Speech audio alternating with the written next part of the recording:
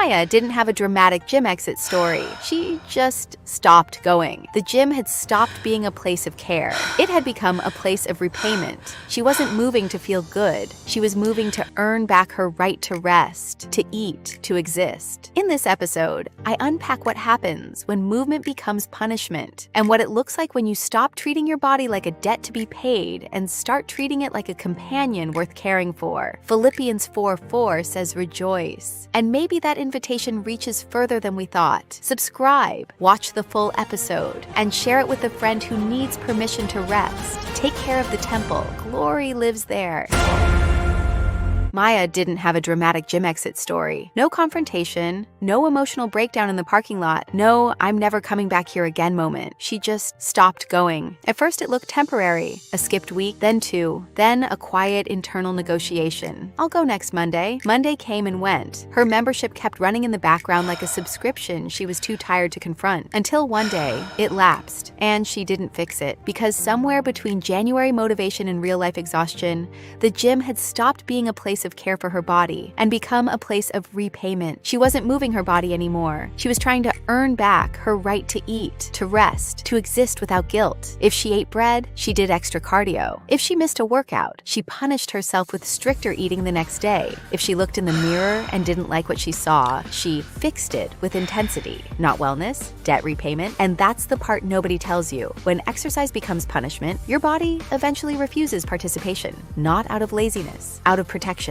Maya didn't see it that way at first. From the outside, she looked disciplined. She had gym clothes, fitness apps, meal track, the language of fitness culture. But inside, she was tired. In a way, rest wasn't fixing. There's a difference between a body being trained and a body being negotiated with under pressure. Her friend Chloe noticed it long before Maya did. Chloe was one of those people who moved like it was normal to enjoy it. She hiked on weekends, danced in her kitchen while cooking, walked when she was thinking, not for aesthetics, for aliveness. One afternoon after work, Chloe asked a simple question while they sat with tea. What kind of movement do you actually enjoy? Maya laughed immediately. Not because it was funny, because she didn't have an answer. She had spent years asking a different question. What burns the most calories? That question had quietly replaced every other form of curiosity about her body. Not what feels good, but what pays the price fastest? And that's where things begin to distort. Because when movement becomes punishment, consistency always collapses eventually. Even science agrees on this. Research in behavioral psychology shows that long-term exercise adherence is far more sustainable when it is driven by intrinsic motivation, enjoyment, stress relief, meaning, rather than guilt, shame, or appearance-based pressure. In plain terms, your body will repeat what feels like care. It will resist what feels like harm, even if you call it discipline, even if you call it getting back on track. Maya didn't realize how deep it had gone until she stopped going entirely. The silence was uncomfortable at first, because without the gym, there was nowhere left to fix herself after eating.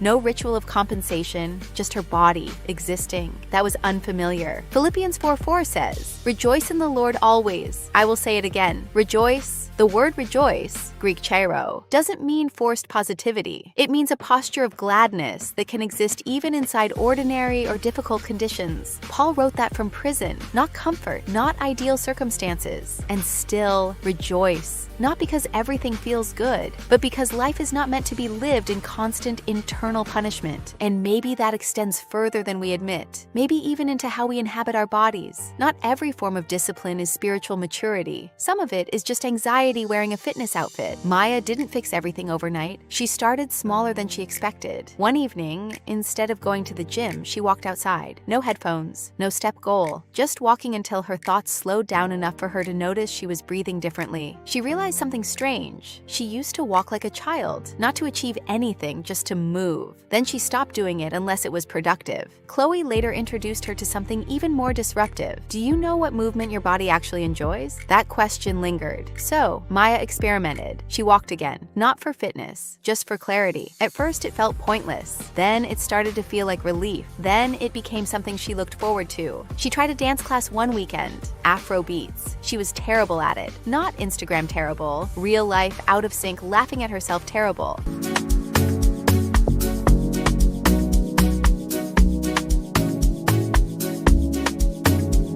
And something unexpected happened. She didn't quit, because for the first time her body wasn't being evaluated, it was being experienced. That distinction matters more than most people realize. The nervous system responds differently to the same physical activity depending on meaning. Exercise under shame increases cortisol, the stress hormone linked to fatigue and burnout. Movement under enjoyment increases dopamine and endorphins, chemicals linked to motivation and pleasure. Same body, same movement, different internal world. 8 months after quitting the gym, Maya wasn't less active. She was more consistently active than she had been in years, but it didn't feel like a program anymore. It felt like living. She danced twice a week. She walked regularly. She did yoga on Sunday mornings while light spilled into her room, not as a routine she was trying to maintain, but as a pause she actually wanted. And the biggest shift wasn't physical, it was internal language. She stopped saying, "I need to fix my body," and started saying, "Thank you for carrying me through this week." That is not sentimental. That is neurological reconditioning,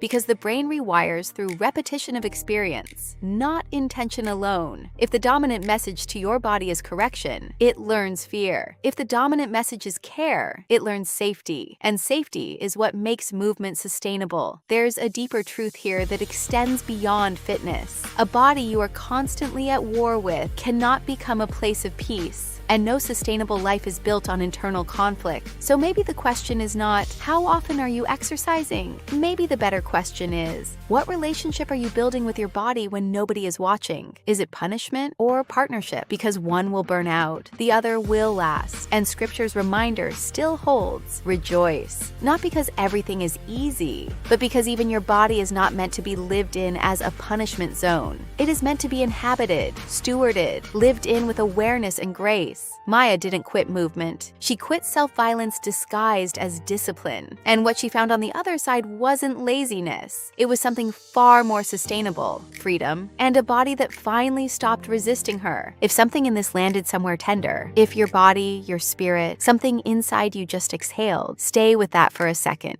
Don't scroll past it. Hit like, because there's someone out there who's been running on empty, treating their temple like it doesn't matter, and this might be exactly what finds them. Share it with that friend who needs permission to slow down and take care of herself, the one who hasn't heard the word speak to her body like this before. And subscribe to Bible Rebooted. We're not here to make you feel inspired for 5 minutes. We're here to give you the truth and show you how to live inside it. It's your girl, Sophia Stan, signing out. Like, subscribe and stream the music.